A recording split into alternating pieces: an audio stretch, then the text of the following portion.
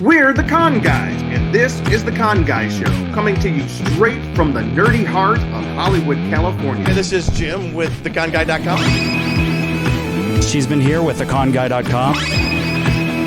Katie here, aka the Con Girl. Zordon did not want 5 teenagers with attitude. My name is Derek Sam. I'm Danae Sams, and that's my brother.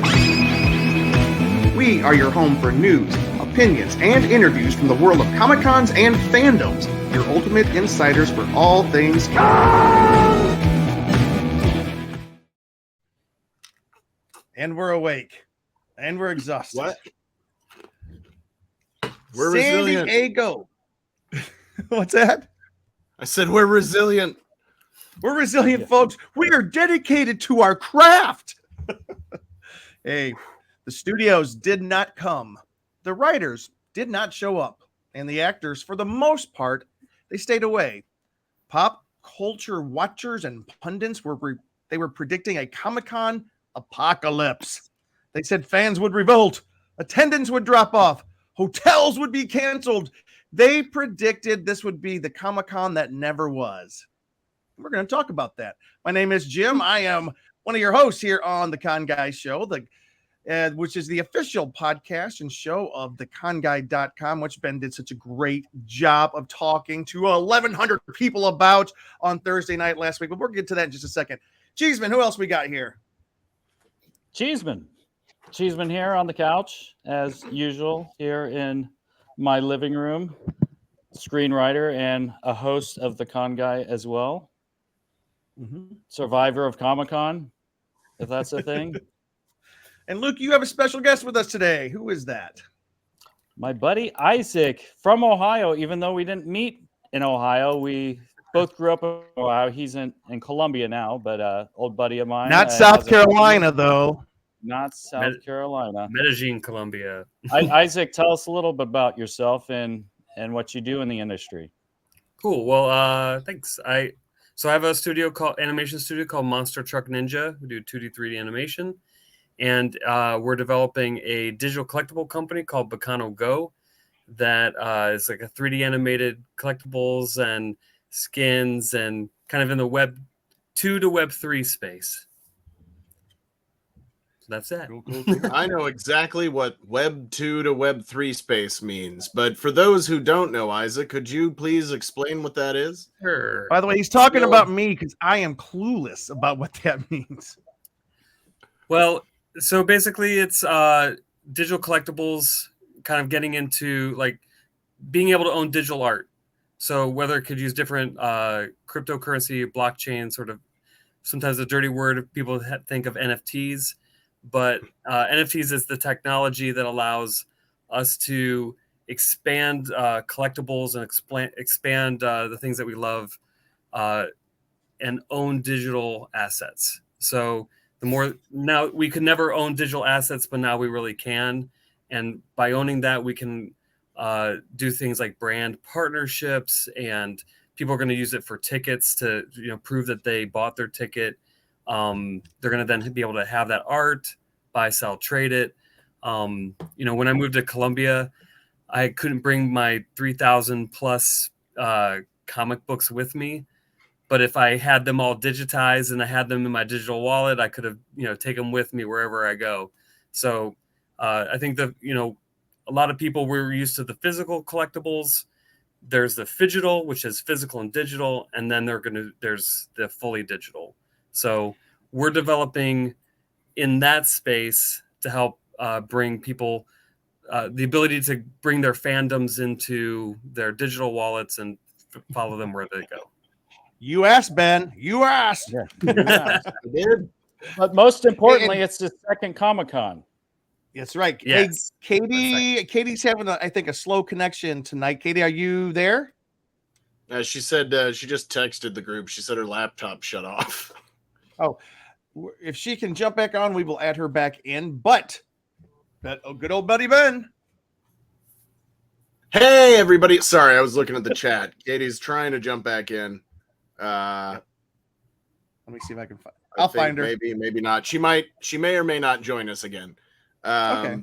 But hey, everyone, it's me, old buddy Ben Cleaver, one of the hosts of the Con Guy Happy Hour and the Con Guy podcast and the Con Guy After Dark. Just kidding. We don't have that show yet. What do you think this is? This, of course, we're After Dark. I'm exhausted. You know, we're 2 days out now from coming back from Comic-Con, and now I'm packing to go on another trip. So I get 2 days, and then I'm leaving again. So I've been getting stuff taken care of all day and packing and all that good stuff. So I'm trying to gear up to be stoked for this show. But I'm also really excited because we're going to be telling all of you who maybe we saw you at San Diego Comic-Con. Maybe you weren't able to make it to San Diego Comic-Con. And so maybe you'll get a little taste of what the experience was like here tonight on our show, which is recapping a really fun and cool weekend, as San Diego Comic-Con always is. So Ben is answering the question. Okay, what's the title of our show? Did San Diego Comic-Con survive the Hollywood strikes? Ben, the answer is yes and no, but mostly yes. For the most part. So before you go on, let's just say hello to people real quick, because Ben, there's somebody that wants, it's kind of a tradition. Blood good. Also, Andy, we didn't see you. Were you down in San Diego? I was looking for you. I didn't know if you were down there or not. General Gilman, couldn't make it. Welcome to the Con Guy Show. You have a General Gilman watching your podcast. Let's have some fun. We always do.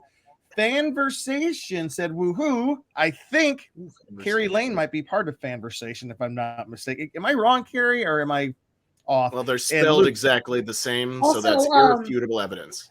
And Carrie sent some photos, Luke, to us if we want to grab those and see if we could share those. Yes, Katie? Put a couple on there. I was gonna say, when I was on the train back, because I took the train back to Los Angeles this year, which I'd done before, but it was a little bit different than the last time I did. But when I was waiting to get off at my station here back in LA, this one lady saw my badge still around my neck, and she was like, "Oh, were you at Comic-Con?" And I told her yes. And I was like, "Have you been?" She's like, "Yeah." And I was talking to her a little bit. I was like, "Oh yeah, like we have a panel. I got my badge through our podcast." And she's like, "Oh, what's your podcast?" And I said, "The Con Guy." And I think she said like her boyfriend or someone like watches our show or has listened to our show. So she was like, "It's actually on my watch list." So that was a cool story that I wanted to share with you guys, that apparently there are people just in the wild who know us. So if whoever it was who might be watching right now, I did not get your name, but welcome. If anybody we talked to and met this weekend is here, welcome. It was really nice to meet a few people, I think, that had said that they listened to our show. So very cool, very cool. And of course, Lily. It's always a pleasure, Lily, to meet you. Lily was dressed as Princess Leia at our fantastic 30th anniversary of the Power Rangers show. And Lily, you took pictures on your phone of us. I don't think I got a copy of that.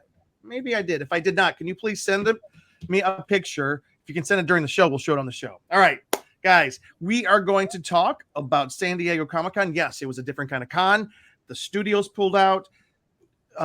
Ben so eloquently at the beginning of our panel on Thursday night explained kind of the situation that we were all in.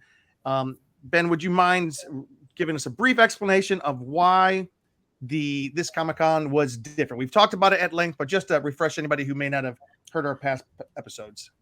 Yeah, absolutely. Well, so here at the Con Guy, obviously, as it says in our opening, we are involved in the entertainment industry. All of us are involved in some aspect, and we're writers, actors, wardrobe designers, et cetera, and I myself am a member of SAG-AFTRA. And as you may or may not have heard in the news and other sources, the Screen Actors Guild / American Federation of Television and Radio Artists. I hope I got that right. I'm tired. Anyway, as well as the Writers Guild of America, the WGA, are on strike against the AMPTP. Anyway, Lots of letters. There's all kinds of letters. Basically the film studios, the television studios, and executives, and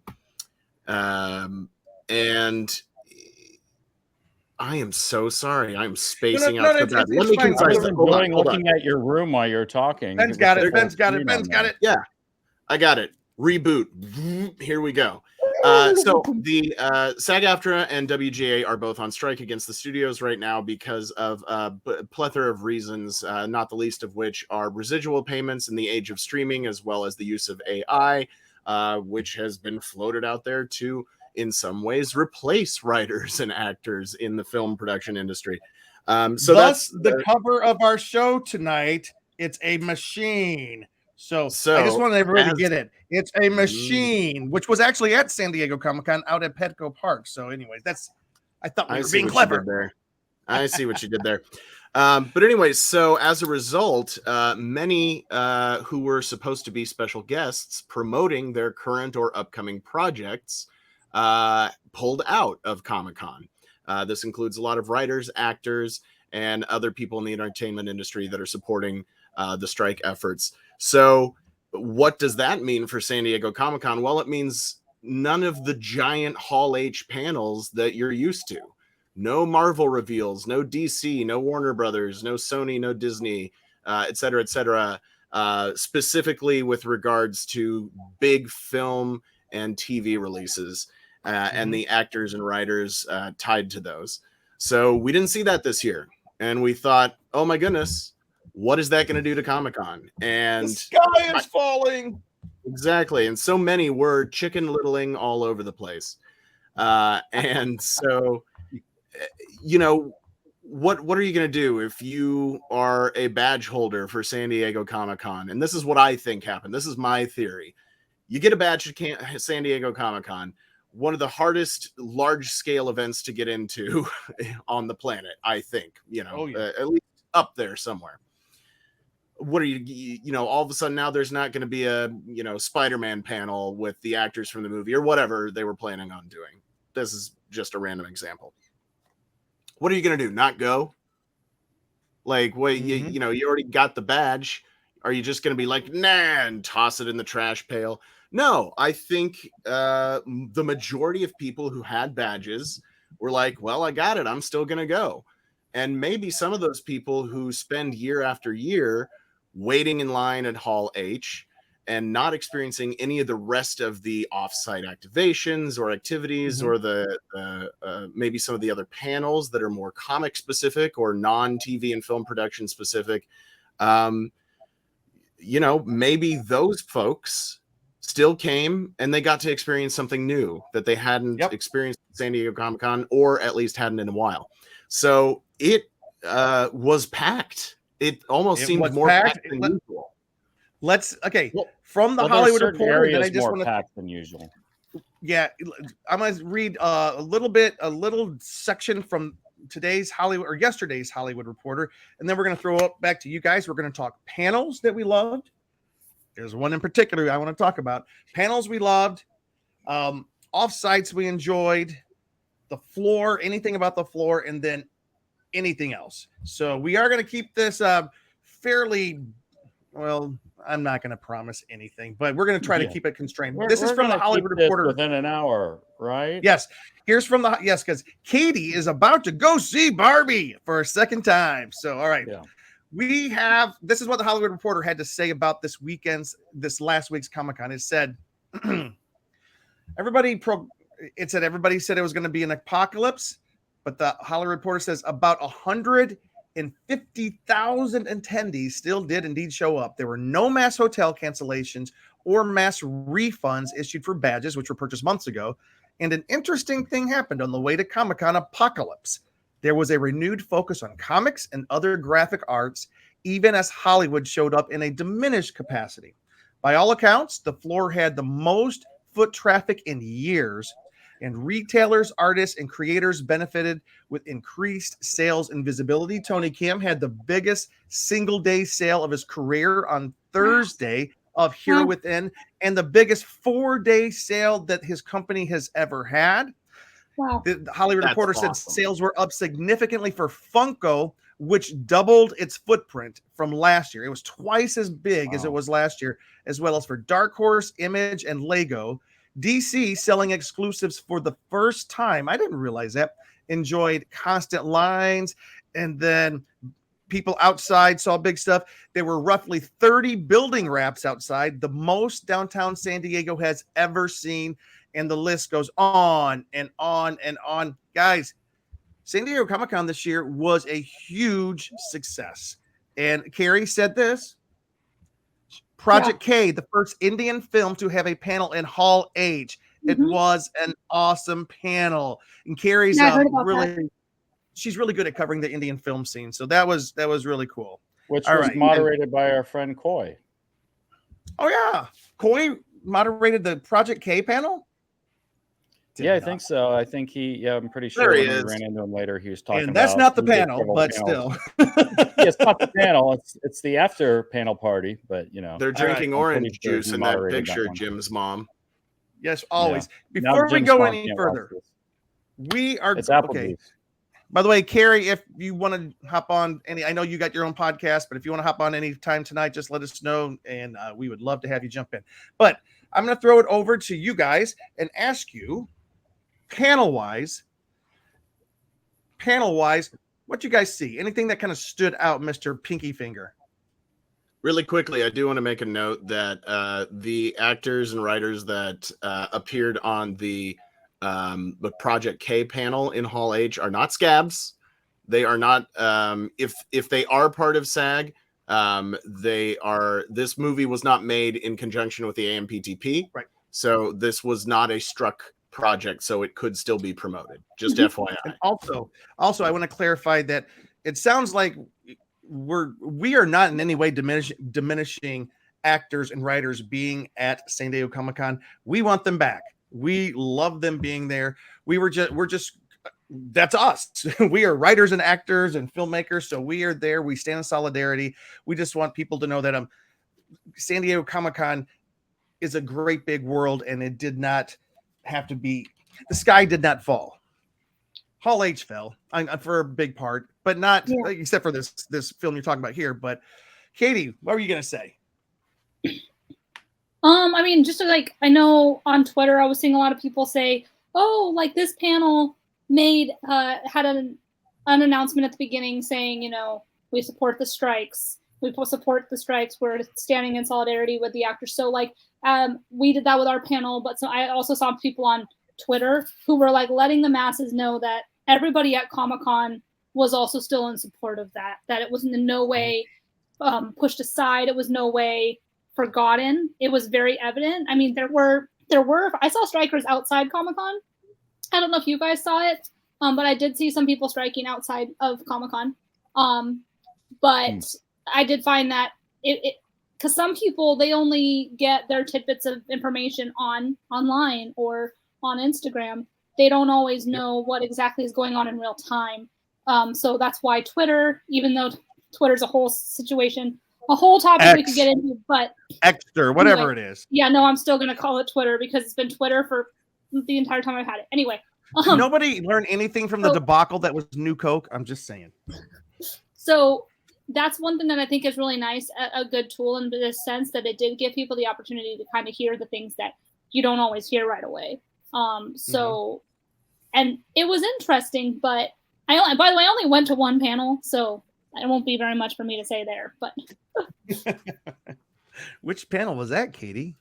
I don't know. It was a kind of big panel though, Guys, let's just stop beating around the bush. Let's talk about a great, big, awesome, years in the making panel facilitated by our own panel host extraordinaire, Mr. Ben Cleaver, hashtag BK421. We've been planning this panel for 30 years. 30 years since I was 9 years old. Since I was much older than that. All right. Jim is a vampire. He's over 600 years old. Oh, I love it. And Luke, do we have, except for the clip I put on, do we have a clip from the panel? Cheeseman. Did you put one in? I have photos, but I do have clips. So the panel we're talking about, of course, the 30th anniversary of the Power Rangers panel. And we were ecstatic, absolutely ecstatic about this. It was just incredible. Ben, I would love to know your thoughts on this panel. And I'm gonna Jim, first of all, I want to correct you. The name of the panel was the official Power Rangers 30th anniversary celebration. That is not the 30th anniversary panel or a Power Rangers. It was the official 30th Power Rangers 30th anniversary panel. Dang straight. Celebration. No, this was a blast, and this is obviously, this has been building for several years. We here at the Con Guy, through just wonderful connections and great people who we love. Thank you, Lily. The Con Guy panel was the best. Thank you, Lily. Kind of fell into this connection with all these Power Rangers, and we started having them on the show back when we were in the old studio, and pre-pandemic, and then we did a couple of live panels before the pandemic. We did WonderCon and we did LA Comic-Con. Then when the pandemic hit, we did WonderCon online when they did that, and then we were so stoked because we did get accepted to do an online panel for San Diego Comic-Con 2020. We were so excited when that happened. Yeah. And we were blown away because the idea of getting your own, your organization getting a panel at San Diego Comic-Con, the granddaddy of them all, it's a pipe dream. It's incredible, and it's an incredible honor to be selected for that. And even though it was online and it was during COVID, we were still stoked out of our brains. And then when things started opening back up again, we did another WonderCon panel, and then lo and behold, last year our panel got approved for San Diego Comic-Con, and we were so stoked. We had 10, 11 Rangers on the panel last year, this many, and then again we did a WonderCon panel this year and got approved for a San Diego Comic-Con panel again, and it just so happened to be the 30th anniversary. And there we are. And we originally had a handful more Rangers on the panel, but of course some of them ended up having to drop for understandable reasons related to the strike, and a couple of other reasons, actually, not specifically the strike. But we still had a great panel with the 7 Rangers you see before you there. Of course, Christopher King and Lee. Oh. The picture's over the video, guys. The picture was over the video. Yeah. Who's producing this thing? Jib just... Okay, there's the picture. There's the picture. Okay, sorry about that. I loaded a video and it started playing immediately. My bad. Luke, can you get rid of the picture, please? Yep. All right. So as Ben was talking... We had these 7 great Rangers, and it was really fun. Of course, we couldn't really cover anything that's currently in production or recently released, including, and we did not mention this at the panel, but including the 30th anniversary film, movie that dropped on Netflix a few weeks back. Here's the video. You can keep talking. Oh, okay. We're doing it on silent, and so. We can talk about it now on the air here because we're not necessarily promoting it, but so it was just a blast just to have these Rangers from all these different generations of the show. Most of them, not even within the last decade or so. Most of them were from the late 90s and early 2000s, which was such a formative time for the show, where it started kind of fizzling out and then had this complete rebirth that really launched it into becoming a 30-year franchise. So it was really an honor. It was really humbling, and it was a blast to be there. and it seemed, the audience was really responsive. All the people that were there for the panel, the panelists were really great. I accidentally let Christopher Kamen Lee talk for way too long at one point, but it always sounded like he was. It sounded like he was going to finish his story every 10 seconds, and then he would keep going. And I was just like, But there's one cool big surprise that happened, Ben. I got it right here. If you want to, let's talk about it. This is awesome. As per tradition now, someone shows up. All of a sudden, Walter Jones from the original Power Rangers first and second season, I think. Are we playing the video with the sound? This is always so complicated. We can put it on Instagram later or something. Yeah. Well, as is his tradition now, he comes in late to the panel and here we go. Jokes around a little bit and says hi. Anyway.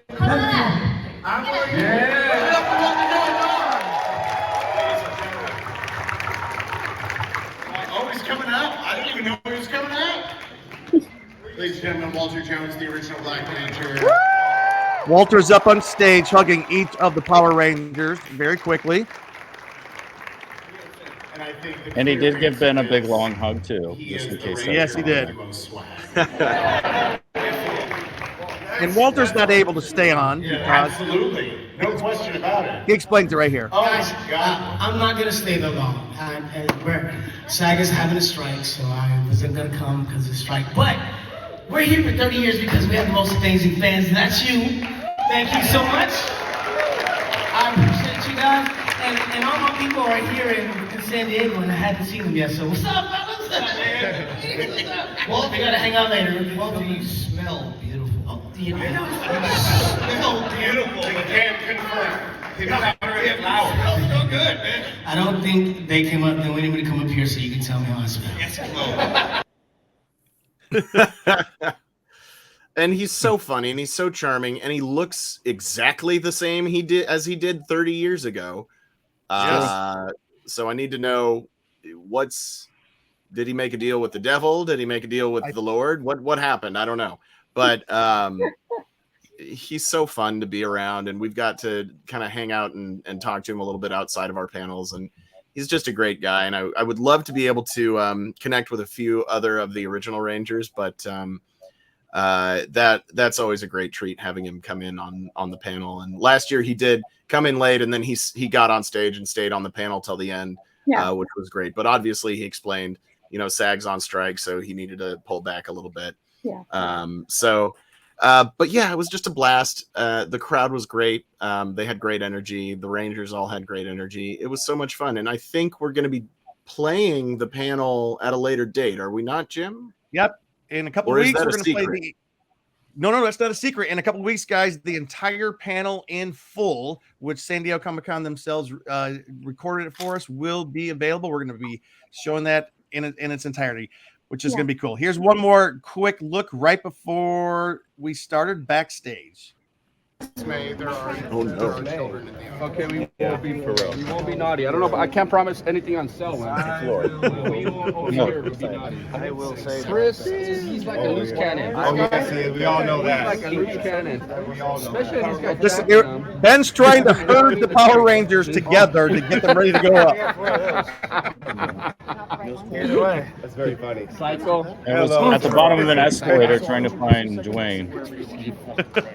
Oh wait. So we're gonna file in, right? We see that fan or not? We go all the way down. All backstage. So it's always like such an adventure. Like, oh wait, Ben is not there right now, but it's always like such a big deal to get everybody up on stage. And these Power Rangers, they are full of energy. They're from all over the country. Like Dwayne flew in from New Zealand for this. Dwayne Cameron, and it was just so cool. And oh wait, I do have to say hello to somebody if I can. My Rena, hello. We're about to talk about our panel in just a second. So, anyways, I just want to say to anyone who was there, and Katie, I would love to, and we're gonna move on real quick. Katie, I would love to know what you thought about the panel, because it was just, I I remember when Katie texted us and sent us a picture. We weren't even in the room yet. She goes, look, half an hour to go, and look how full the room is. It was 1,100 people, and it was half full with 30 minutes to go. That's not a Comic-Con thing. That doesn't happen very often. I loved it. So, Katie, what was your thoughts? Yeah, honestly, I went to our panel last year. Last year, I sat in the back and kind of was like, I liked that because I could kind of watch everybody's responses and reactions. This year, I did sit in the front, but I was able to see the full scale of the room. Although last year, I did in the back row did stand on his chair once Walter Jones showed up. Like he stood on his chair. He was so excited to see him. But yeah, like honestly, I'm so proud that we were able to have such a good turnout. Ben, absolutely. I told Ben this afterwards. Was my favorite panel we've done, even though we had some longer stories than planned. It was moderated well. The energy was good, and we did hear some new questions. We heard some new responses since it was a new team of Rangers. Some of them haven't been there as much before, so I think that there was a good variety. And honestly, you did mention this is the 30th, so it was at the very end closing with wow, I cannot think of his name right now, guys. I'm totally Jason David Frank. Thank you. I was like, and Luke's we're gonna end the show with a little. Towards the end of the show, we're gonna just kind of go out with some of that, yeah. But that is something that you have to be very careful approaching. And I know when we did our WonderCon panel, it was another thing where we're like, how do we navigate this with 30th and everything? So well done, and that was a really sweet moment. I think that there was a lot of heart in that panel because you can have a panel that's entertaining, you can have a panel that's funny. But I think it also had heart. It also had meaning, and everybody was so gracious. And I think that's one reason why Power Rangers has been able to last so long is because they're all in this thing for the rest of their careers, for the most part, because they just continue to be Power Rangers for the rest of the time. So it was good. We had a good group. So fantastic group. You might have and also Ben got compliments from like people as they were leaving, being like, "Great panel, dude! Great panel, dude!" So. It was awesome. Yeah, I'm like, why? What? Why was anybody paying attention to me? Luke, I just want to say, just a couple of things. It just was a really good feeling for us as a group to give something to the fans like this, to put this together, because a lot of work goes into any panel people are doing at Comic-Con. But when you see a room full of people and the cheers of people, that just really kind of warms your heart to just even being part of, bringing them together, seeing what this does for people, because it really does, have an effect on people's lives. Like we've talked to a lot of them and said, people have struggled with like mental problems or just, had hard days, but they put on the show and it like brightened their day. Like it brought something kind of to their life, and to kind of see all these people in the room and how filled the room was. Like, I don't think any of us were expecting that, because we were over one room over in a little smaller one last year, like one of the 5As or 5B or something. And then we got bumped to the big one, that, a lot of like big shows and stuff on. And we pretty much had a good bit of that filled. And it was really cool. What was really cool about this one as well was that we got such a big group of people that were on a couple different of the Power Rangers Turbo and Power Rangers in Space, and 5 of them were together. So kind of, there was this even more so of the Power Ranger family aspect to that, and see how after all these years, they still hang out. They're still close. And they even talked about that on the panel about them having dinner together and doing all that. So that was really cool to kind of just see these group come together and, just the unity of this whole series and what that's done for people over 30 years. Yeah. And I would like to take, go ahead, Isaac. Yes. Like from the audience is one, you could tell that the audience really was impacted just being a part of it. And there's this, one of the coolest thing I saw was like a married couple dressed as Power Rangers with a baby dressed as a Power Ranger, and if you've been around for 30 years, it's like you could see the next generation of Power Rangers. I literally saw the next generation of Power Rangers growing up. So I thought that was something pretty cool. And for me personally, when Walter came out, now the impact that I had for me was I know him primarily from how he influenced me as a dancer. Because there was a VHS tape called How to Learn Hip Hop Dancing by the Black Power Ranger, a VHS tape in the 90s, and I learned how to do the cool walk and the stomp. And to be able to see my dance instructor in person, that was something special for me. So that's awesome. I love that. And can we take just one moment? I just really do. I mean, Ben, thank you so much. I want to just thank you for doing such a great job. Katie, you are one of the best Power Ranger wranglers I can imagine. Katie would just go running all over that giant convention center because they're not an easy group to say just show up someplace. They take some hurting just because they have so much energy. But Luke Cheeseman, who is the one who really pulled together all the signings and schedules and all these Power Rangers. Cheeseman, you deserve an Oscar for this. But since we don't have that, I bought him. Do you have it? Do you have what you got? We presented him with a special gift. It's not much, but it's a bottle opener in the shape of the. Well, I should just open it. Why not? All right, because why not? All right. While you open that, we got to move on because we only have like 24 minutes until we lose Katie. So I do want us to. I do have another panel I do want to mention before we move on. I've got a picture of it right here. Rena was just on saying, "Oh, go ahead." Oh, what? I was gonna say, oh, can't this be the new Ryan dancing, the Walter Jones dance video? This might be a part of it. There's Walter. Oh this is awesome. That's I might have been channeling that energy as a kid. Just saying. For those of you who are listening and not watching, we are watching Walter's dance instruction video from what year? What, 1995 maybe? I think we just need this on the panel the entire time because this is like 40 some minutes long. Next time we do a panel, this needs to be the background screen. Just to be the background. Yeah. All right. But one panel I do want to mention. Yes. One panel I want to mention real quick before what you want, Ben? I'm sorry. I'm so sorry. I just wanted to apologize for dipping so suddenly a few minutes ago. I heard my wife shriek and I went to check what was going on, and my dog had brought a bird carcass into the house. And so I had to go dispose of the body. Jim had that happen before. Did you see who just popped up into our comments? Oh, wait. Let me look. We have some new people who want to say hi. Wait. Flux capacitors, we're about to show some clips from you guys throwing the most amazing couple of nights in San Diego. But real quick, before we jump over that, I do want to mention one that's so cool to have you guys here.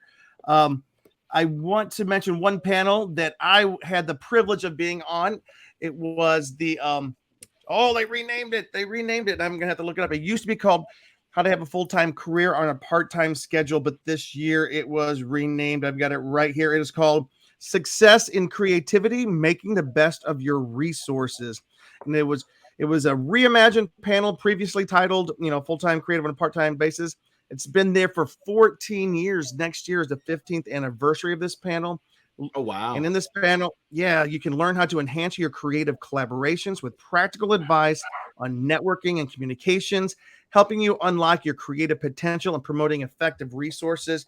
And Rena, she's you can see her, she's second from the right there. She's the one who just said hello. Rena owns her own company, and she is a dynamo with video production. Let me take the picture with video production, composing, sound engineering, 3D AI. She does everything. She does it all.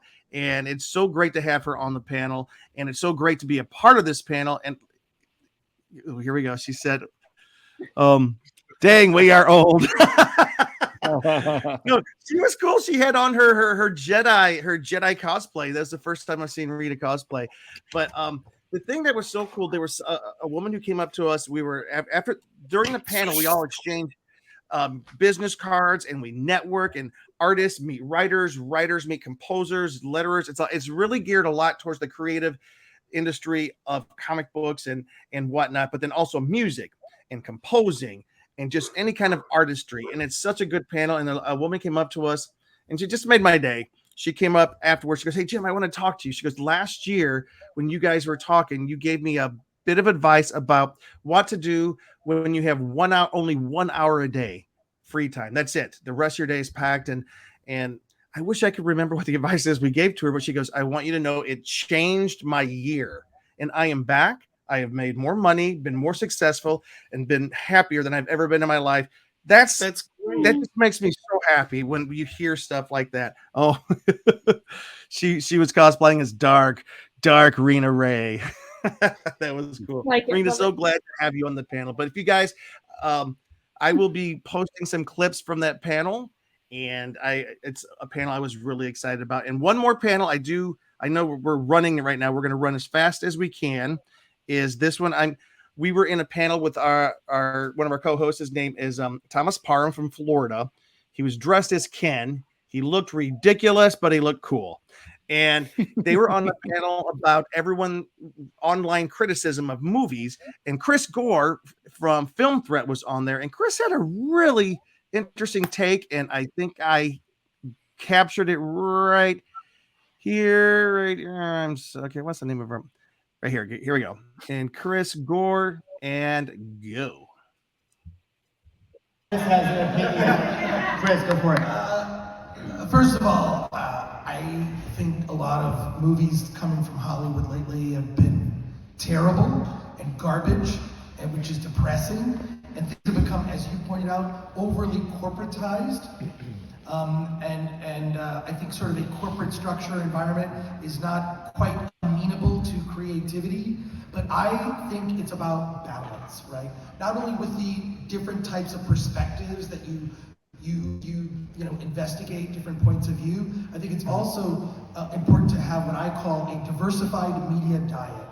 So I see all the big Hollywood movies, right? I saw Barbie, I saw The Flash, I saw Transformers: Rise of the Beasts, but I always balance that by seeing a smaller independent film. So I'll see some small indie movie that you've never heard of. There's a movie coming out called Abruptio, which is brilliant.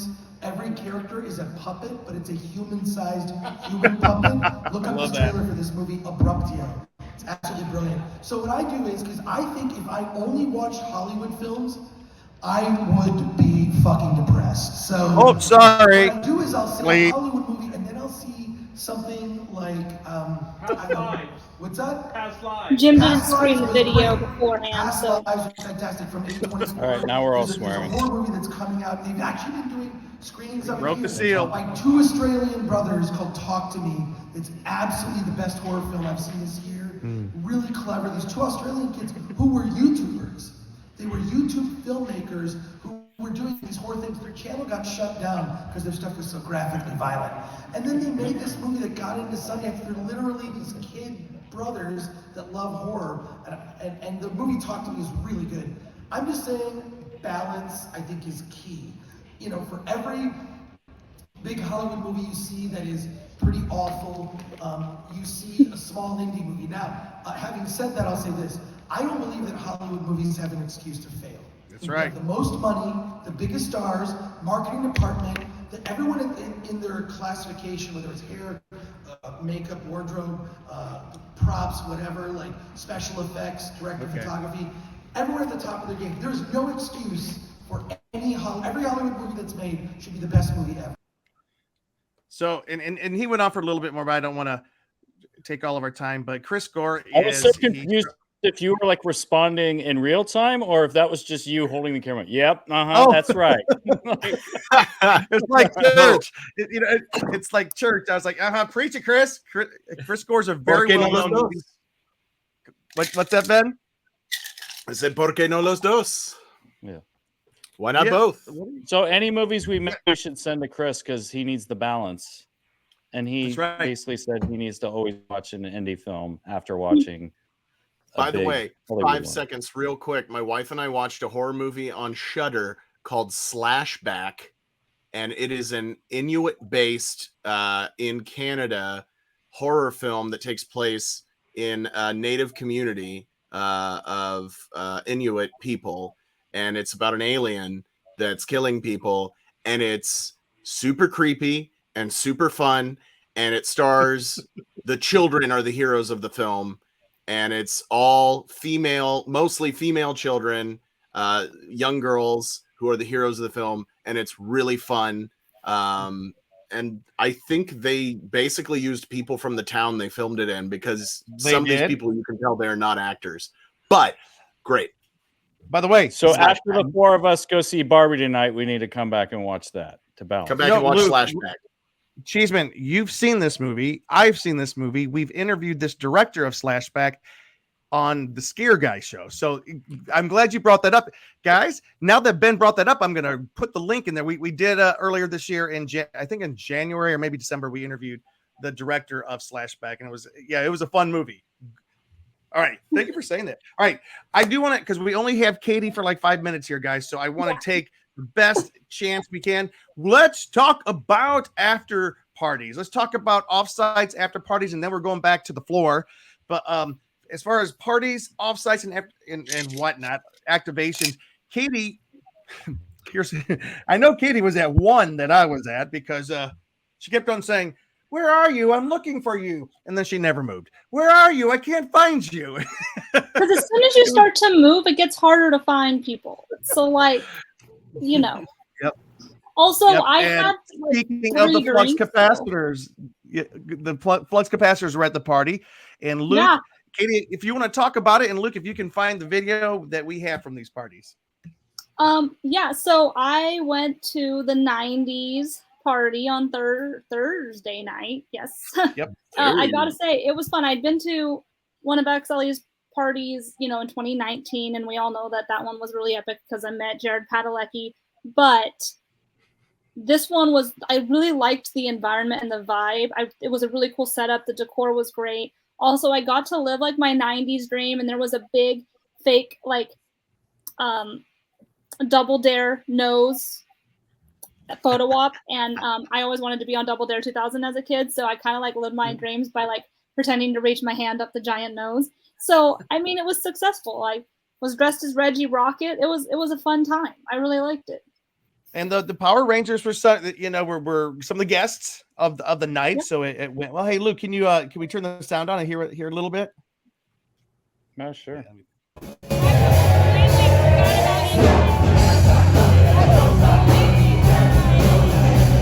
I think these are the actors from Future Shorts, and that guy was kind of I was like the manager from Next Time Rush. Yeah. I love him. He's hysterical. Yeah, so it's cool. Bernie would get some of the actors on stage too to kind of be part of it. So yeah, it was a nice setup too. Go ahead. But no one is as cool as these guys.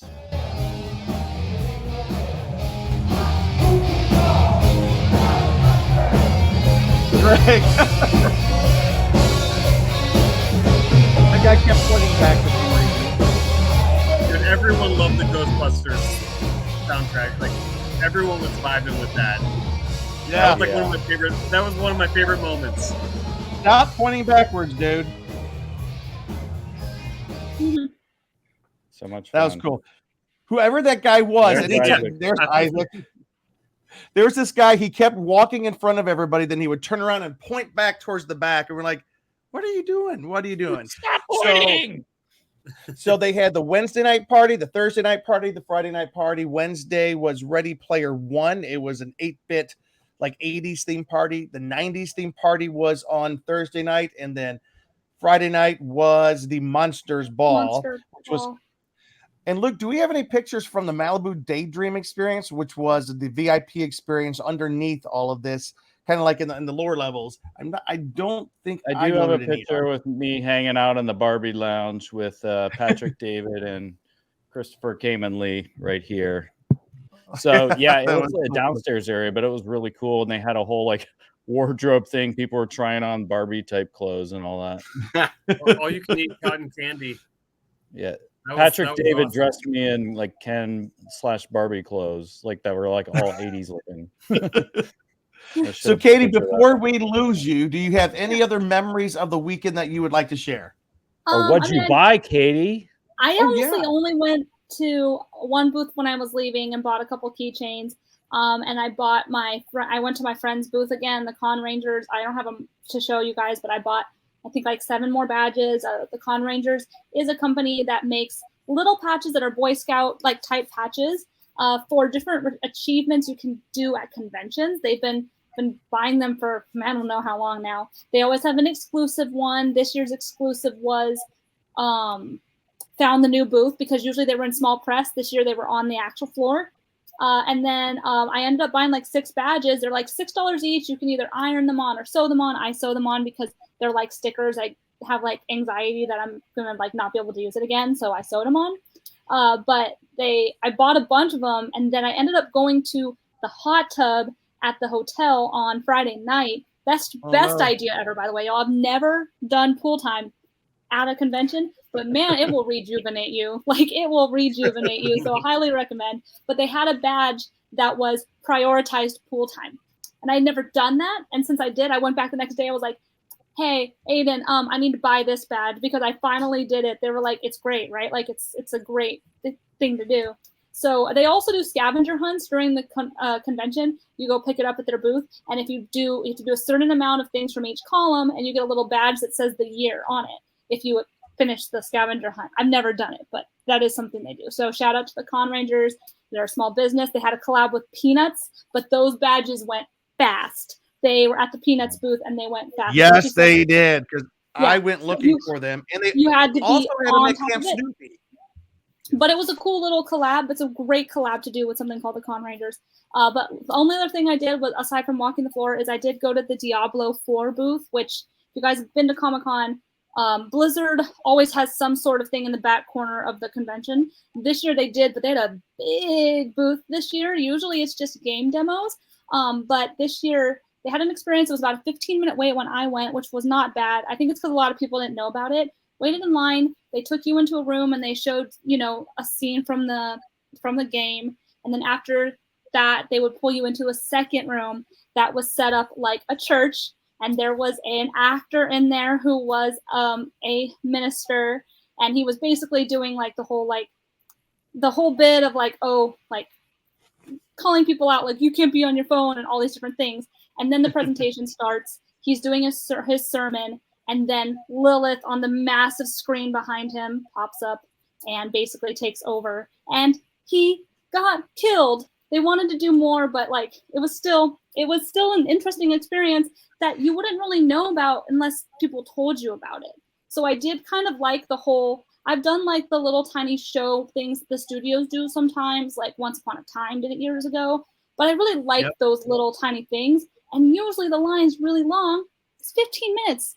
We got a little crown, whatever. But I wanted to do the Lego build your own minifig.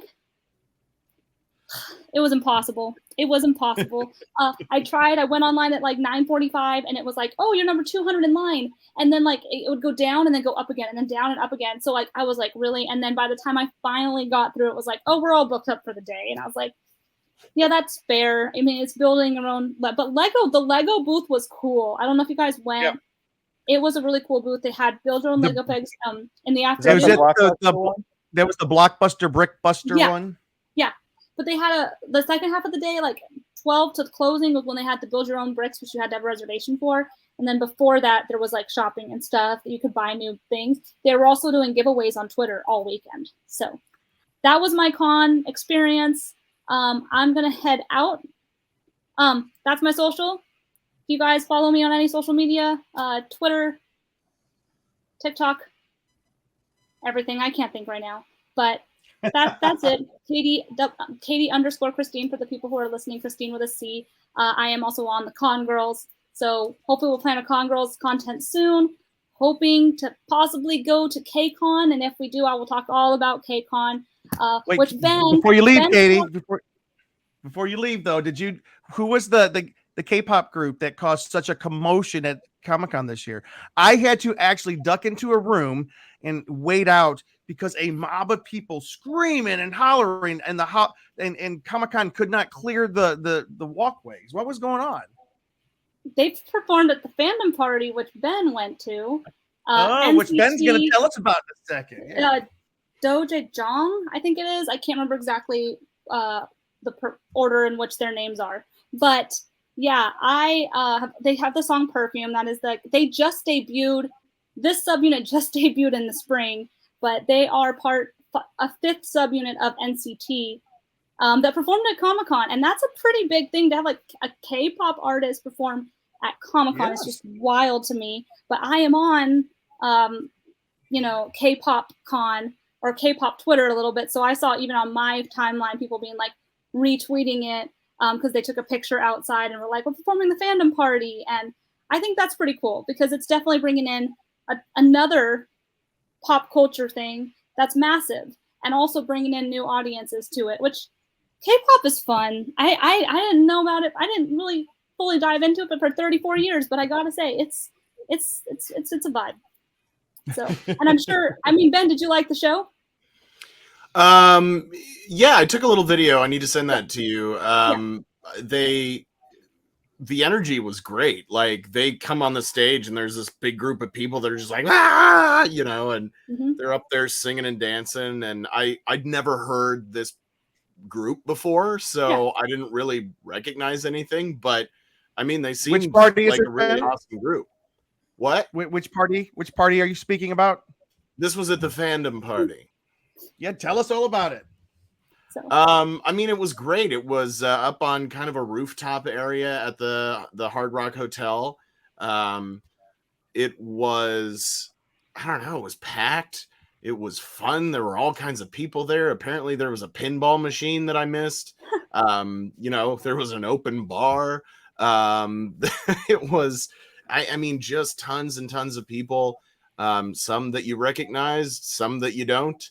And you just wander around and talk to people and rub shoulders and rub elbows and wait in line for the bathroom. But no, it was a big fun party. Lots of music, great DJs. Just like one of these big old parties with tons and tons of people. Like there were literally hundreds of people at this party. And but super exclusive too. Yeah, you had to. It is a very exclusive party. We're all very jealous. And like for the people who are K-pop fans who might be listening or come across this, like going to like a small, even though it's a big party, it's still a small venue in which to see an artist. To be able to see like a K-pop artist or any artist in a small venue like that is a really fun experience that you won't ever forget. It was a blast. Yeah. So with that said, y'all, I'm gonna head out. You guys all have a good night. If you guys haven't seen Barbie, though, you should see it. It's great. I cannot wait to hear what everybody else. We're all going to see it tonight, Katie. We're gonna see it right after you. Sounds good. Bye, guys. All right. Bye, Katie. The con girl. All right. So, guys, we are going to the real con guys. Yeah. Now we're down to the testosterone part of the show. We are going to speed through. We're going to speed through this part of the show because we're losing time here. Anyways, Ben, do you have any other after parties, off sites, or things that you experienced that you want to share about? Let me see. Let's see. Wednesday night, I popped by. Oh, I can't remember the name of the party. It was fun. It was much smaller though. And that was a lot of people networking in the comics industry and other areas of entertainment. Thursday night was the fandom party. Friday night was the IGN party, which I was able to pop up to for a little bit. Oh, wow. That one did have a general admission entrance and it was free. I thought that was like an invite only thing, and my wife went because of her work. And then she texted me after she got there and she's like, there's a GA entrance and apparently the line isn't that long. I did end up waiting about a half an hour, but a lot of people left because there was a big vent right over where the line was outside, and it was blowing what smelled like hamburger air, very, very warm hamburger air down onto the sidewalk. And all these people that like thought they were super cool and, they looked like they thought they were something. They were like, oh my gosh, what is all this hamburger air? And I just stood there and I'm like, but it's a dry heat.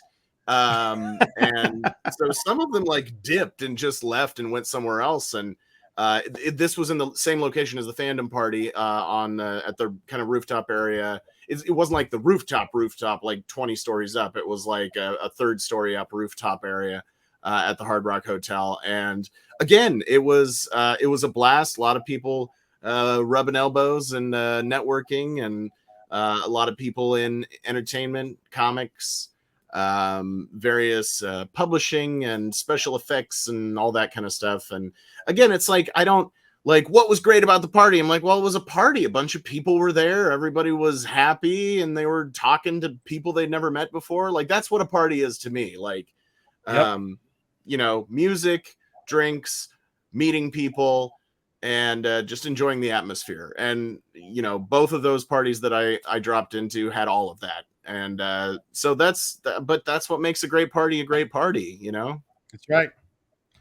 And Cheeseman, do you have any before because we were able to go to a really cool party, and I am actually uploading the pictures right now. Did you have any pictures from the Bad Idea party, Cheese? Yeah, just this one. Okay, cool. And I got a couple more. That's Patrick David, the Psycho Red Ranger, met us over there as well. Yeah, and he grabbed a meatball out of my hand as I was eating it, and then ate my meatball, and then I had to go find another meatball. He's a fun guy. He really is a Psycho Ranger. He was. But the folks at Bad Idea, they're a publishing company. They had a lot of their comic book publishing company. And they some beautiful panels from comic books up. But they had a party over. It's called the Bali High Restaurant. You see the San Diego skyline behind them out there on the bay. The convention center is directly across the bay from us there.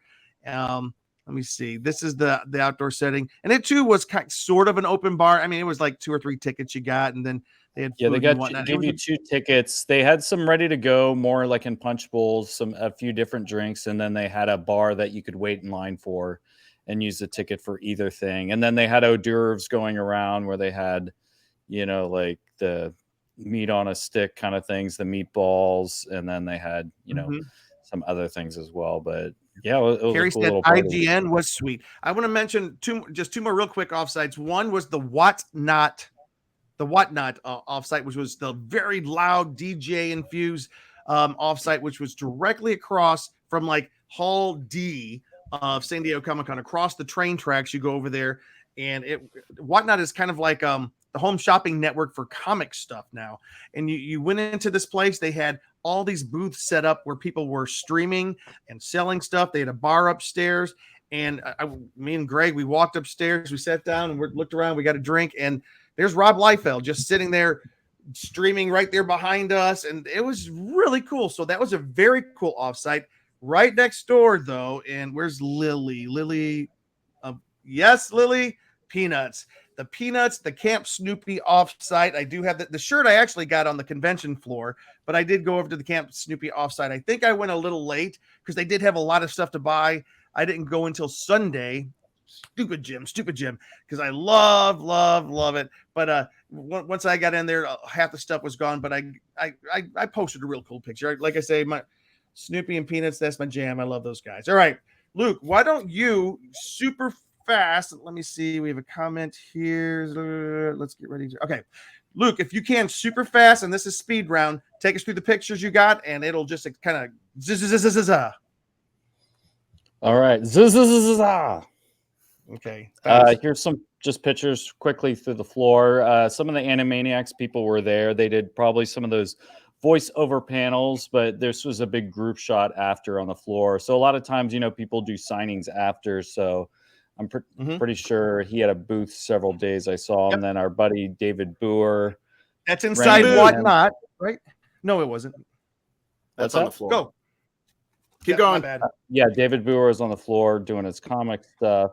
There's another one where we went to a special pop-up where he was doing little Kanto statues. He was showing us those on a show. Which make the picture go away. Right here. Look at that. A nice silver one. I got one too. We did some special Kanto memorabilia. These things are awesome. All right. Those cool. are so I think cool. he even said he bought some of them up himself. which is funny. Sell them online later. Sell them online for later, and he actually signed the Great bottom scarcity. for it. Yeah, nice guy. There's his Then autograph. they did a Dazed and Confused 30th anniversary thing, and I ended up doing an interview talking about that movie. That was It's over at for the all you Petco Interactive Zone. Yeah, the Petco Interactive Zone. And then the interview with the vampire thing was one of the coolest things. They did this whole, we got to be part of kind of the press thing, go in, and they had like an open bar. They had these really good kind of like donut type things that were really good. And then they just had actors that were performing and really good in character. And they were like handing out, there was actually 4 different posters that they gave out. These are the only ones they had left by the time I was grabbing them. But this was an really, offsite that was across the street from the convention center at where they usually had like the Walking Dead and whatnot. yeah, and that's just real quick as we're talking about it. This is just kind of the vibe. They created this whole kind of like New Orleans type thing where you're like almost part of the show and everything, but the performers were really good actually. Oh, it was amazing. It was amazing. Yeah. And Luke got her number. Of course. She was in character. Well, thank you for she didn't having have us. phones This back is in a the day lovely with this character. place. Lots of great could have. drinks and like the They had pastries. beignets and food and Yeah. drink and jazz singing and dancing. It was the whole New Orleans street. It was really cool. All right. Yep, Cool. very cool. See if All right. there's anything else. And of course, they're celebrating 30th anniversary of Jurassic Park and did a lot of cool like toy stuff there. A lot of good cosplays and group cosplays right here. We got Magatu. the zoo later. Magatu. It's pretty awesome. All right. And going? we saw Shag on the floor. I mean, it's always good Shag, seeing the him at Palm famous artist Springs of or other mid-century sites. modern The and tiki- tiki. What? I'm sorry. Go ahead. You can go ahead. What were you trying to say? No, I just said the famous mid-century modern artist who specializes in tiki. Yeah, and he had some special like Star Wars themed stuff there that was really cool. And I bought one of his Joker things, and they're very affordable for a Shag piece because Shag, you know, he's a popular artist and stuff. But you get these little like head type things you can hang on your wall for signed for only $100, and they ended up selling out at the show, which was pretty cool. And I will say this at the party, one of my highlights that me and Isaac did is we played the old school Turtles arcade game, and we had unlimited lives, and we played all the way to the end and beat the game. So, and then No had to way. pay even a quarter. Yeah, It was like finally, I remember playing that as a kid, and it was the hardest game, like because you know, like got incrementally like more difficult, and like I don't know how many quarters I just threw at that game. yeah. But then to like be at the party and then like have the unlimited lives, and then Luke and I Yeah. just like beat it. And I was like, finally, Shredder. You know, it's like we face off. So Yep. that was a cool experience for sure. Yeah. And speaking of Turtles, real quick, they had a lot of stuff going on there at Comic-Con, and they had a special pop-up where they were handing out free pizza. Did that pop up on screen? Nope, we did not see. Oh, there it is. We see it. Okay. And also, I just want to say, I think we have Ben for a limited amount of time tonight as well. So Ben, just let us know when it is your time to check out, and you'll give your grand exit, and then because we're going to show a couple of videos that might be a little bit more lengthy than you're going to be able to stay. All right, And keep here's going. the only cosplay I did, which was Snake from Escape from New York. That's at a party. There's Carrie Lane, and here's another one. And somehow Greg looks super skinny because of the shadows. This photo. This is us at the Nostalgia nightclub. You can see Carrie and her friend over on Fanversation, another podcast, which is a sister podcast of ours. Anything else, Cheese? Yeah, just again as the Tiki Freaks, which is our other website, we did a lot of Tiki things. So there's a lot of Tiki kind of in the San Diego area. So this is us at False Idol. And again, this was my us first when Tiki we went drink, to so that thank you, Jim. to that other event. Oh, cool. And then our friend That's our Nathan friend came by. Nathan? That's outside of False Idol. Yep. Cool. And I think that's about. Oh wait, I did want to say this real quick. Right after our panel, there's been gently holding me, and our friend Daniel Hancock from Terminus Media. He was there promoting the book Dominion, a brand new comic book out, which tells the Old Testament story of the fall of the House of Saul, but from the perspective, it's an outer space adventure, and instead of people, they have lions. It's very cool, very cool. And I think that's all we have here.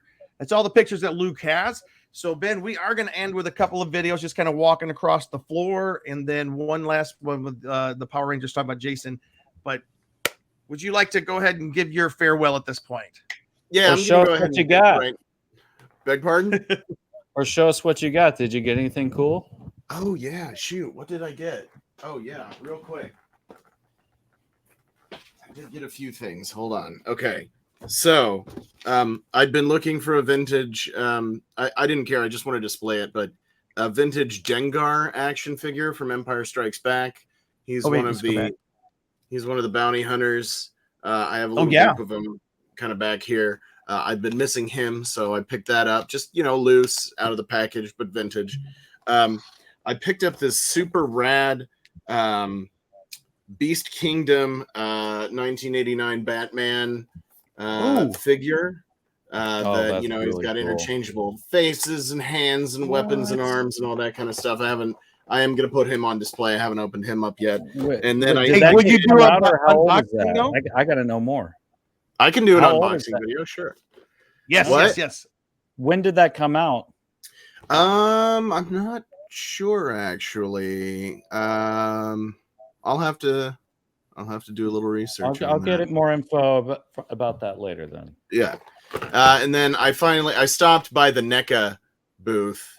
I was actually picking up something else for a friend of mine, and then I saw this. Oh my gosh, you got Teenage it? Mutant Ninja Turtles 3. What? The Shogun figures from the Turtles in Time movie. It's unofficially called Turtles in Time.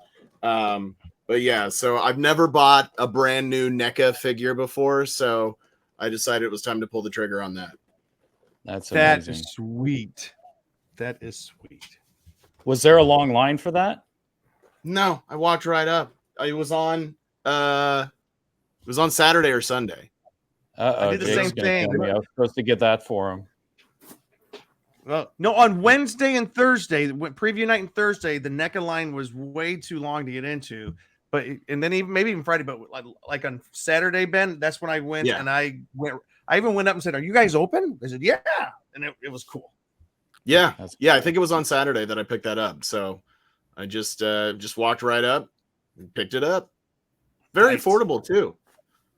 Any closing thoughts from San Diego Comic-Con 2023 from you? Well, I think this might have been a good thing that the big major studio Hall H panels weren't there, because I think it may have exposed a lot more people to not only the offsites, but especially the convention center floor. And other panels, of course, that they may not have otherwise gone to.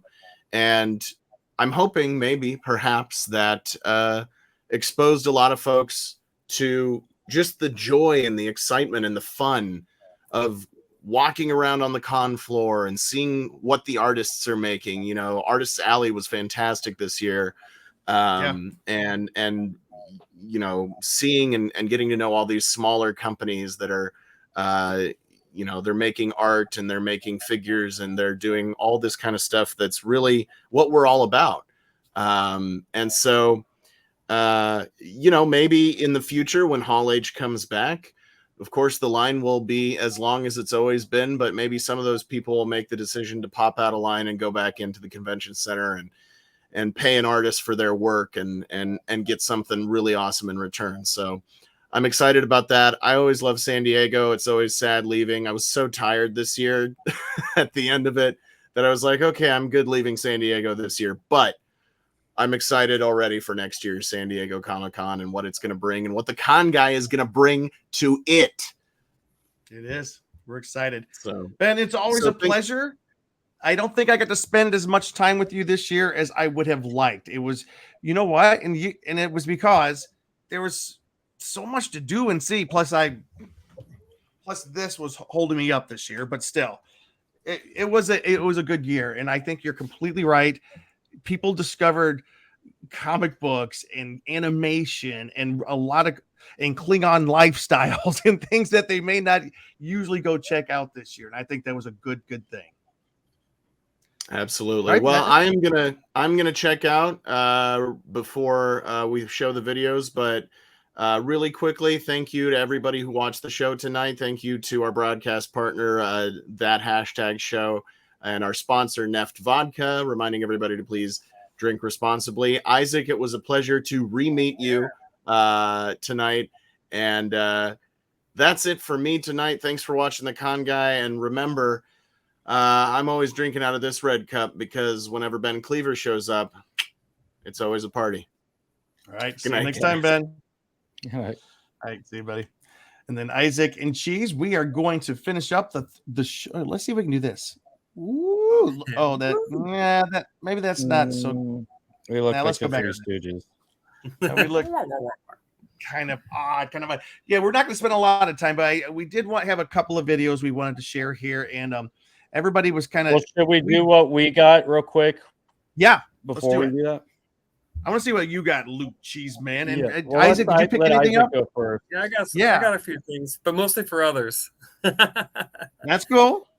So I got my producer a bunch of Funko Pokemons. Oh, very cool. Hey, wait. You know, Can we see which ones they are? Yeah. I got Mewtwo, Pikachu. and, All right. And of course, I gotta get a Charizard. Yep. Those actually look really good as Funkos. Like they really style of do. Their animation translates very well. Yeah, and like one of the other things that I got, which was really cool, because obviously, like, my perspective, I'm coming in, kind of into the Web3 NFT space, and I was able to connect with this group that's doing it's an NFT project, but it's turning into a comic book called Oni Force. And like, so we've got this art, and they're building not just an NFT just with a bunch of images. These are characters, and they're building a whole universe for, and the writer on that is Paul Jenkins or Perkins, or wait, I'm gonna make it sure. Paul Jenkins. Yeah, and he wrote Wolverine Origins. So it's really cool. The thing that I saw was that, like, I've been kind of in this NFT space, and it was awesome to see that there's NFT projects coming in various areas. Like, one was the comic book with this. I saw Cool Cats, and they're a big NFT project, and they're getting into animation. And I stopped at their booth and was awesome. And I stopped at the Pudgy Penguins, and they're getting into more of the like digital, like physical toys. So they started off as NFTs, and now they're doing plushies and all these different toys. And then the other really cool thing, it's seeing all of them coming in different angles, but they're doing it right, because they started with these sales and an NFT. Like, well, what do you do with them? And these projects are actually building like intellectual property. They're building brands. They're building like stuff that's going to be cartoon shows, like new comics, new media. And so it's cool seeing that, like, there's a handful of projects that are doing it right, and they're making their presence known, like in the con community, and I think that was something really cool. And the other thing that was, for me, pretty dope was stopping by the Aspen booth, Aspen Comics, with Michael Turner's, like, with Fathom, Soul Force, I believe. And I went to their panel, and I got like a comic and a signed edition of some stuff, some different images. I'm holding on to those because the cool thing that was like the news that was sort of like snuck in under the radar is that David Mizell, who is the like architect of the Marvel universe, he was the one that helped build the studios. He's now with Aspen Comics and creating their universe. He's working on producing that. So they've got plans to do like a whole range of things, and they're building out the Ecos universe. They're kind of saying it's like Marvel meets Avatar. And, you know, it was definitely like a panel that was like for the fans and like, hey, we're just kind of keeping this chill. You know, those of you here, like you're knowing about it now, but this is going to roll out and it's going to be big. And so that was a really cool experience. And that they had minted NFTs of Michael Turner's original art. And they had turned that and it had been raising funds through that and everything. So that was a really cool to see like my corner of the universe and how it's cool. intersecting into that. So that was even though it was a more of experience, that was a gift for me to be like, okay, hey, this new part has its place. Like, you know, in Comic-Con, it has its place in new media, comic books, like products, entertainment, you know, all of that. So that was a really exciting thing for me. So I have a signed edition from Oni Force and all that kind of stuff. So that was my little like yes, that community is starting to represent. Yep. All right. Anything from you, Cheeseman? Wait, Isaac, are you finished with your show and tell? Yeah. Oh, and go. I got my friend who's taking care of my dog in Medellin some stuff, but it's a secret, so I can't show it. Okay. But it's All right. It's pretty All right. Spoilers for them. All right, Luke, Cheeseman on the couch. Well, of course, you were mentioning the claw. This is it officially. It's kind of heavy. It's a bottle opener, but it's kind of fun, and I can terrorize kids like Alan Grant did with it. And again, that's because he did a kick butt part job putting the panel together, my friend. Yeah. And we this is the David Boer thing again, the Canto, which I'm not sure if those are still on sale or not. And then I'm always a sucker for anything, you know, the old Spielberg. So I got these little card decks of Jaws, which they did a really good job on the way the cards actually look with the kings and what they're advertising. And then they have the ET one as well. So these were 2 for $15, or it was $8, I think, $8 or $9 for single one. So I ended up buying 2. I was tempted to buy more because they did have other movies like Back to the Future, and they had Jurassic Park. I've been collecting these NECA figures of Back to the Future. This was a really good sculpt on this Doc Brown. I really like the face on this because look at him! Look, another one. Awesome. But I'm gonna be opening this one, and this is one I'll be keeping and opening. Those are and then great expressions on his face. The disembodied head is amazing. Exactly. And then they were throwing these out at the party. Our friend Greg was able to get one of these, which is Roosevelt's, one of my favorite shirt companies that makes really good shirts. They did this special shark one. I think this was an old shirt they did for Shark Week like a year or 2 ago. But for people who are listening, what is it that you're holding up, Luke? It's basically a koozie for a can of soda or beer or anything that's in a can. And what's the design? It's shark heads. It's covered with jaws. Shark heads. Yeah. Shark heads. Cool. Not technically. I don't think you looked out with that because it was just being thrown out to the crowd. Yeah. And then speaking of Jaws, got this nice poster by this artist. He used to work for he's done work for DC and Marvel, but he's doing his own individual stuff, and he's doing his own comic, the Wraith of God, Blood Hunters. So he's doing a Kickstarter for his next thing here. But this artist is really good. I like this style. I think I might try to check out his graphic novel and other stuff. Nice. But, really cool artist, signed it for me and everything.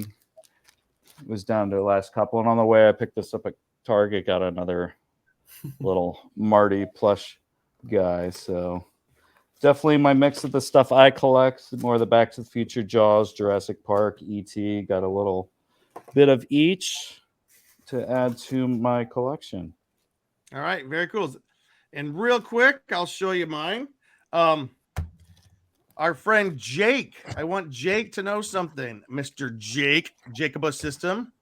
I stood in line. I got it. I didn't stand in line too long. NECA booth was open on Saturday night. I got the glow-in-the-dark creature from the Black Lagoon. One for you and one for me. I'm really excited about this. I guess these are the same kind of glow-in-the-dark things. You hold them up to the light, you get them all charged up, and then they glow in the dark and stand in the corner at night and scare the living out of you. All right. And then the shirt, Cheeseman called me from across the convention floor as I was hobbling around. And this shirt is a shirt that I saw last year, but it was not in my size at one of the booths. So the shirt it's a Hawaiian style tiki shirt with Charlie Brown, Snoopy, and Lucy on it with a lot of flowery stuff. I just love this shirt so much. I'm glad. Cheeseman, thank you for finding that. And then real quick, I did bring home quite a few comic books. Here's some.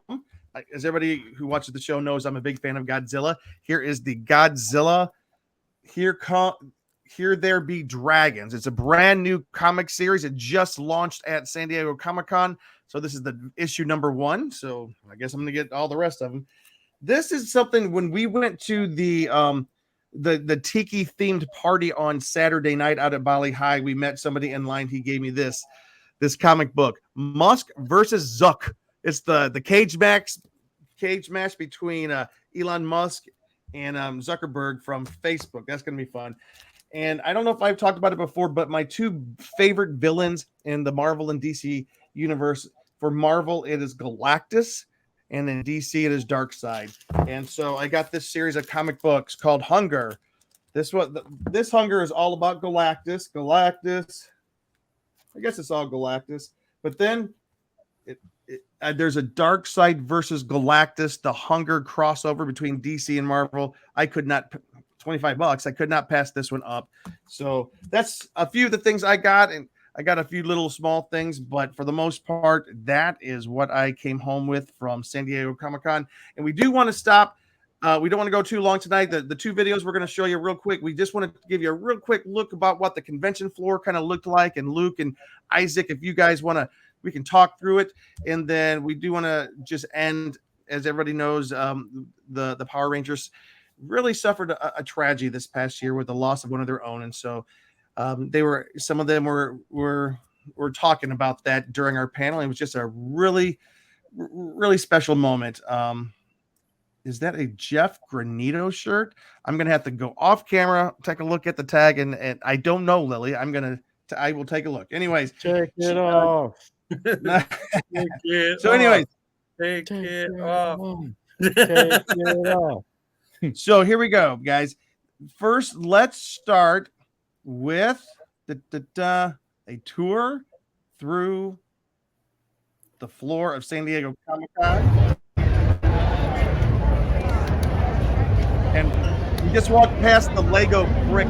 I don't know what that shark is right there. I'm going to go right there. All right.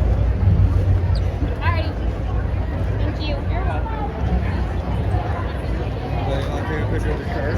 That was the coolest.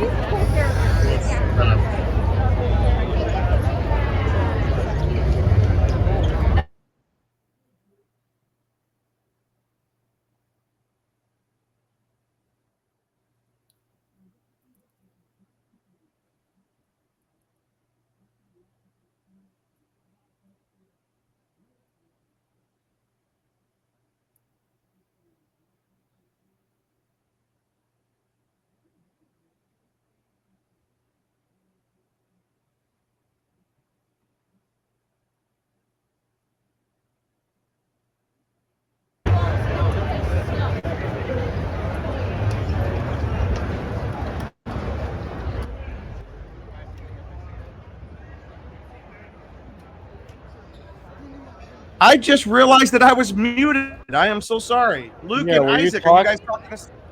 We weren't talking. I was so confused what was going on there. No, you guys are supposed to be walking us through what we're seeing here. You're the one walking. I left the microphone. Anyways, we're walking through. We're going past the Marvel booth right now. The Marvel booth was very large this year. And as we all know, Marvel Studios did not come in official capacity to the con this year, but they did send the Marvel comic books.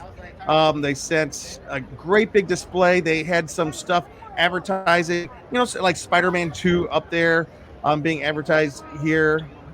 It's kind of cool. We have this guy sitting here between two cosplaying Spider-Man. I stopped by the Marvel booth, and actually that was one of the cool things. They VV Digital Collectibles was collaborating with them, and I was able to get my first VV Digital Collectible, and it was a Fantastic Four digital comic. So that was a really cool thing to, for new users to be able to get. Nice. And I apologize. I didn't know my microphone went on mute when I started this. So we're walking behind the Marvel panel, as you guys can see. You can barely see the other side of the convention hall. We're walking next to Entertainment Earth, which is a very large presence on the floor this year, and a lot of things you could purchase up there. Oh, look, there's a toy. Like the biggest the floor's ever been. Yeah. The Transformer, like different like toys and collectibles there were out of this world. I saw these 2 foot tall, like. Can I call out real quick though? Can I call out real quick? This is the Boom Studios we're looking at right now. This is where many of the Power Rangers actors from our panel were doing their signings. All right, back to you, Isaac. What were you saying? Yeah, just all the Transformer stuff was like incredible. Like I saw like ones that were actually transforming. They had all these like sort of almost like Gundam style kind of like Autobots and Decepticons.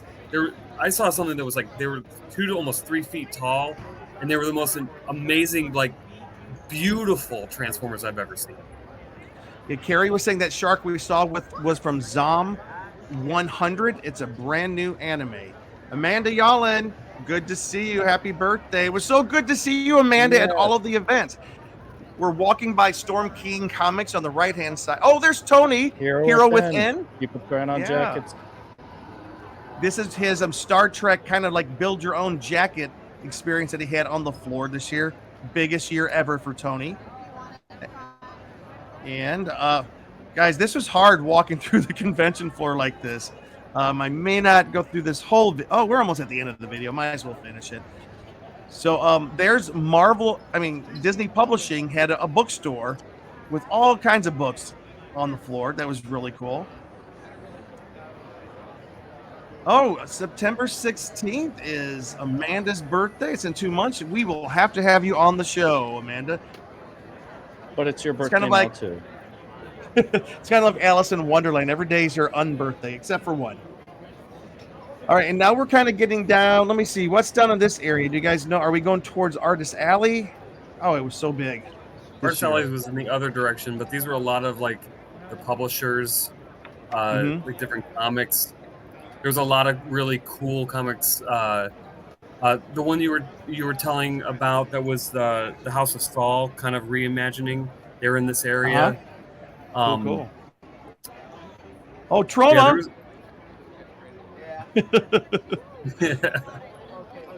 It's a little bit different than the Christian Science. The Christian Publishing Society. Yeah. So we're at that's it. Let me remove that video.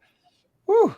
That's exhausting just seeing that like I was hobbling through, but that's exhausting. But Isaac, you were able to see the floor quite a bit, and just give us your thoughts about the floor before we show our final video on YouTube.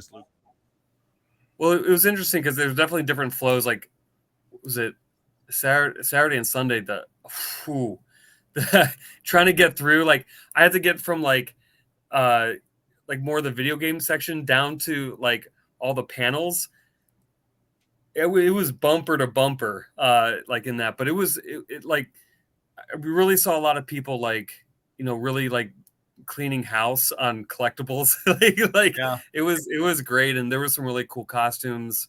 Like I don't know if you've seen the Magic wheelchair. They make these like really customized, awesome like cosplays for wheelchairs, and they had all sorts of stuff like the Jurassic Park with the Velociraptor leading. So there was a lot of cool stuff, and even the video game I got to play, like I think it was Dual Force.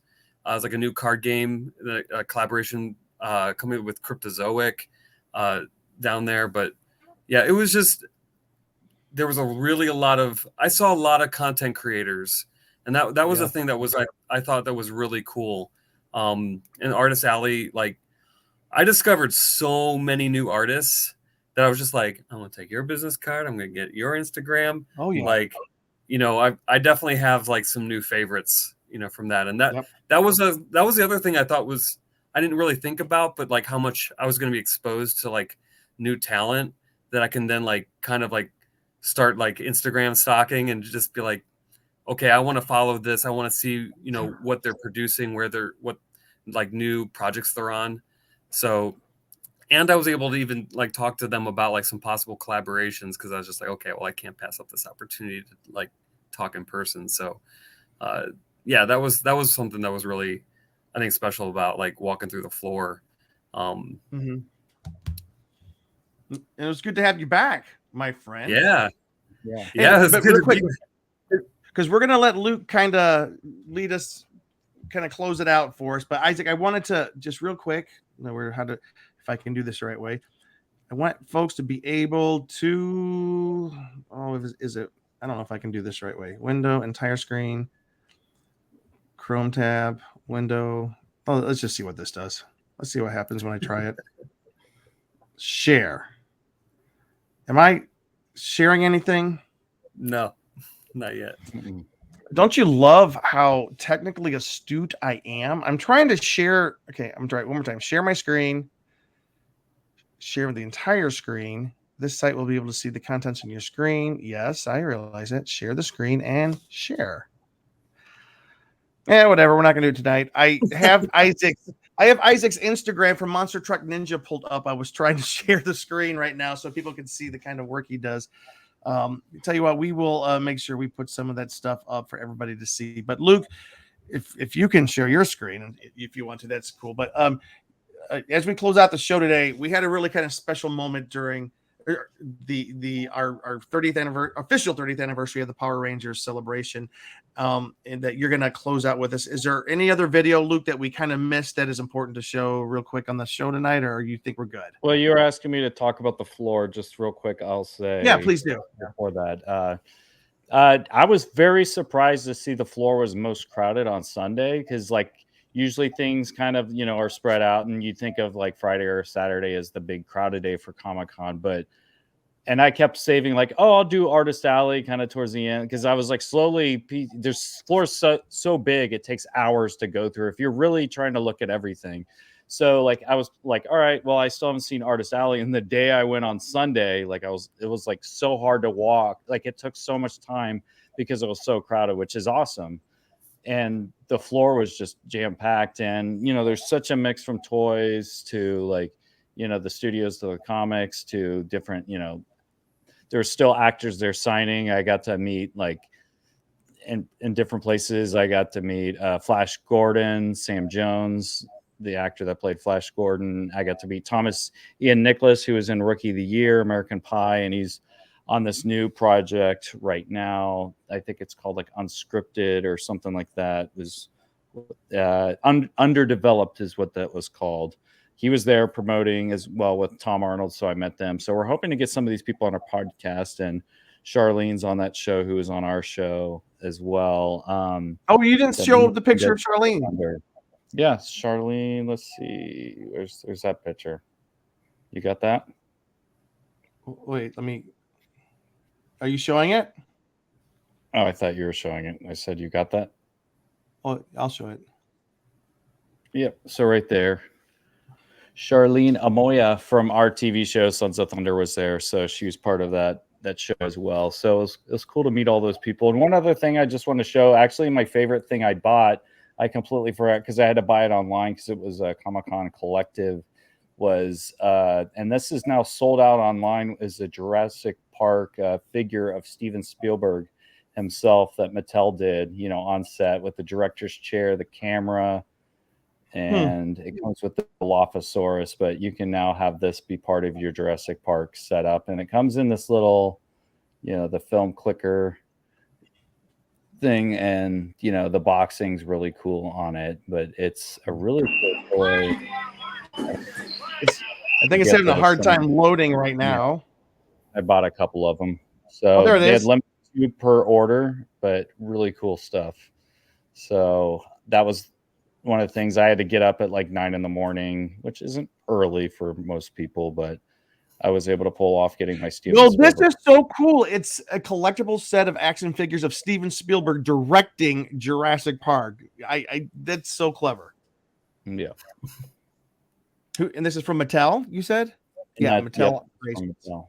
And Fantastic. I really did like the Indiana Jones stuff they did too. I'm hoping to get some of those. Like they've done a good job with kind of not quite to a NECA level, but almost there. You know, they don't have the changeable heads and all that, but they have a lot of cool Indiana Jones stuff from all the films that came out. And they had a whole booth displaying all those at Hasbro. So I do want to get my hands on some of the Hasbro Indiana Jones stuff at some point. So San Diego Comic-Con 2023 was just an amazing time. It was full. It was packed. There's just, we could go on for days and days and days and weeks talking about it, but we just kind of skimmed across the tips of the iceberg here of everything that was at San Diego Comic-Con. And Luke's going to actually kind of end the show with a cool moment from our panel. Cool. Did we want to give our tags before we do this? Sure. Isaac, where can people find out more information about your company? Sure. And what you're working on. Yeah.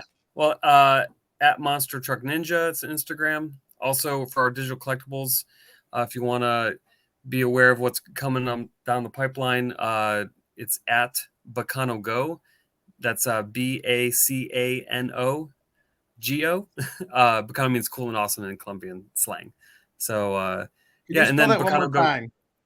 BACANO GO, like at and .com. So that's the website also. And it's .com at the end of that? Yeah, bacanogo.com. Well, at Bacano Go is the handle, and then if you just do bacanogo.com, that's the website. Okay. A little combo of both. There you go. Yeah. And Jim, where can people find you? Find me on The Con Guy, theconguy.com. Find me on The Con Guy Instagram, theconguy.dotcom, Twitter, Star, whatever they're calling it these days. Or you can find me personally at James D. Fry on Instagram. What about you, Cheeseman? You can find me on Instagram and Twitter at Cheese on Couch, and also always theconguy.com. Check out our brother and sister sites. We have the Tiki Freaks, we have the Con Girls, we have the Con Kids.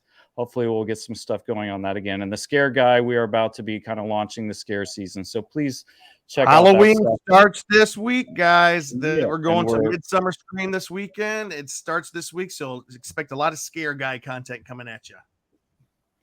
Yep. And we are going to end the show. We had a great time doing the Power Ranger 30th anniversary panel. So one of the biggest moments that we talked about was, going through the loss of Jason David Frank, one of the original Green and White Ranger. So we had a very special moment on the panel where everybody spoke about him. I don't know if we're going to play the whole thing, but we got a good bit of it. So we're going to end the show with a special tribute to Jason David Frank.